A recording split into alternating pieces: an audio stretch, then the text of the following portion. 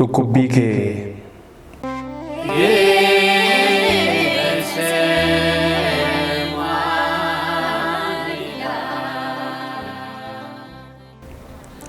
dura nu jaallatte jaalala mararree kan guutee hirranne yeroon hin dabarre yeroo mana uumtu harka keen qaqqabdee itti yaaddee buustee mareedhaa jalqabdee ta'een nun taasifne akka warra biraa keessoo laphee keenya afura kee jira afura jiraataa madda nafa keetii amanummaan keenya gooftaa bifa keetii bifa isa jiraatu hin duune hin dulloomne kan takka xuraa'ee takka immoo hin qulloomne yeroo hundumaa gaarii hin beekne maaf daba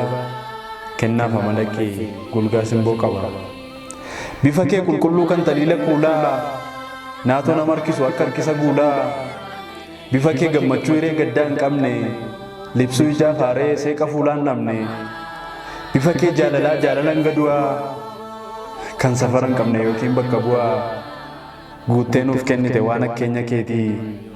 gaafas nu jaallatte nuuf fakkeenya keetii ija cubbuu keenyaa golgitee jaamsitee gennata nu keessee ofii kee taansitee garuu guyyaa booddee jecha kee dagannee gaafa waadaa diigne filannoo keenyaatiin jireenya baqannee gara du'aa fiigne hunduu abjuu ture gowwoomsaadha malee kan caalutti hin baane akka diinni jedhees yookiin waaqa hin taane ni salphanne salphina isa guyyaa hiixannee qabanne hangumamna keenyaa fuula kee baqanne nun argitu seenee fiignees dhokanne madda jiruu keenyaa burqaasaa mirgisu harka keenya guusne simboo ulfina keenyaa nafa keenya uwwisuuf gannee qullaa buusne ni qaanofne kan dur uumama kee kaaniif gooftaa taanee eenyumtuu nun caalle amma ija laafne muka leeyyoo taanee buquun lafa laalle akkuma murtii kee hin dabarre gannataa of baafne lafatti of agarre biyya qoreen margu waan gaariin hin tolle qabbanarraa baanee abiddatti galle ireen keenya guutuu kan ture irraa hafaa duwwaa fonaa ta'ee dhufne gara lafaa kan dursee qaanifnee jiraannu bashaanee gammachuun guutamnee kolfinu qasaanee abdiin keenya goggeessurraa malee yaane mallattoon deeggarree garba du'aa taane garuu gaafa guyyaa isaa eeggate yeroo isaa eeggatee waadaa isaa raawwachuuf sanuuf dubbate sadan tokko keessaa Kiristoos gabbu'ee foon namaa uffate ulfina isaa guddaa mirga baasaa dhiisee iddoo gad deebi'aa mooraa loonii ciisee akka nama tokkoo rafeera dadhabee ajajamaa ta'ee boquusaa gaqqabee wanta namni godhu hunduma isaa ta'ee cubburraan kan hafe adeemsa fayyinaa kan nuuf jedhee dhufe tooraan itti fufe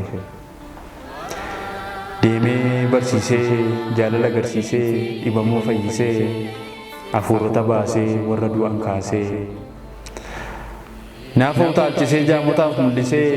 duudaa dhageessisee gooboo diriirsisee of tuuloo salphisee gajjedhoo guddisee hundumaa raawwatee kan himanii hin finne gaafa yeroon geesse dabarsee of kenne warri irree isaaniif foon isaanii yaadanii duris ajjeesuudhaaf marsanii gaadanii yaa'anii dhufanii hiriirsanii loltuu akka waan qabanii hattuudhaaf isaamtuu 12 keessaa meetii waa hin baafne 30 argatee Yihuudaan gooftaa isaa qaanii malee kenne amma naannoon gatee faayidaa dabartuun jibba godhee dhungoo jaallachaa diinomee hojjetatee durgoo abdii galgala isaa osoo ifuu dhaamsee tokkittii ija isaa of keessatti jaamsee alagaa osoo hin taane fira isaan qabame gooftaan jaalallee isaa Yihuudaan ganame ni jalqaban reebaniitti qoosuu dirra nafa isaatii rukuttaadhaan dhoosuu qabanii darbachuu lafatti kuffisuu ulfina isaa sarbaa salphinatti uffisuu ija isaa hidhanii ammeenyaan rukutaa eenyus rukute jedhanii gaafataa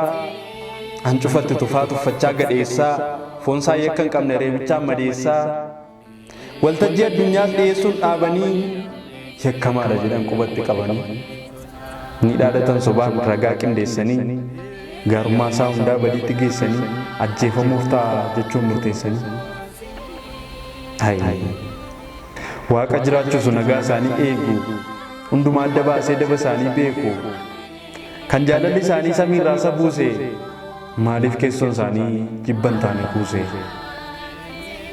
Silas sammuu jibbi mo'ee ajjeesuu bareetiif jaalalli hin galaafi malee gooftaa guddaa jireenya kennuutiif duutni ni malaafi. Itti fufan dhaddacha sobaatiif fuula mootii riirsuu hanga humna isaanii dhaananii gidirsuu kan nama dhibu immoo gaafa isa balleessuuf mudhii irra dhatanii Iyyesuus dhiisanii barbaan filatanii innoo maal ta'u jechuun yoo gaafatamanii nuufaa fannifamu jechuun haalatanii. Muka fannoo sana jiidhaa gindillichaa ni baachisan gooftaa reebaa daddarbachaa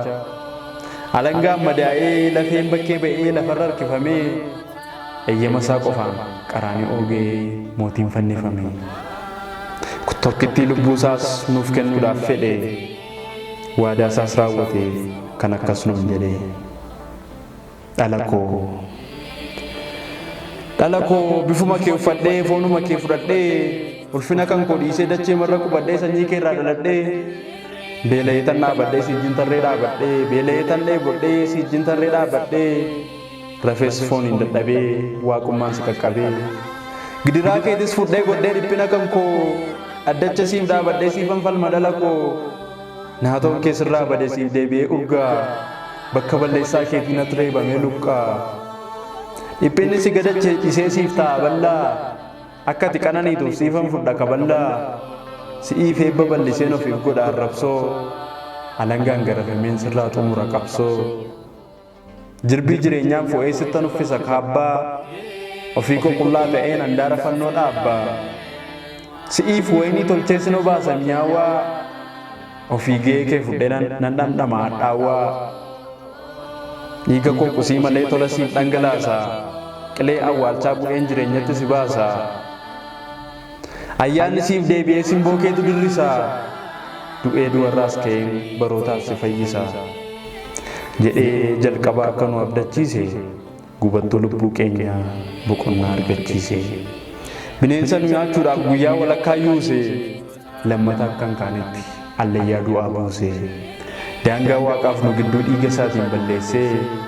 maqaa hunduma keenyaa jireenyatti galmeessee warra du'an keessaatii tokkicha hangafa ta'ee humna seexanaa cabsee Kiristoos du'aa ka'e.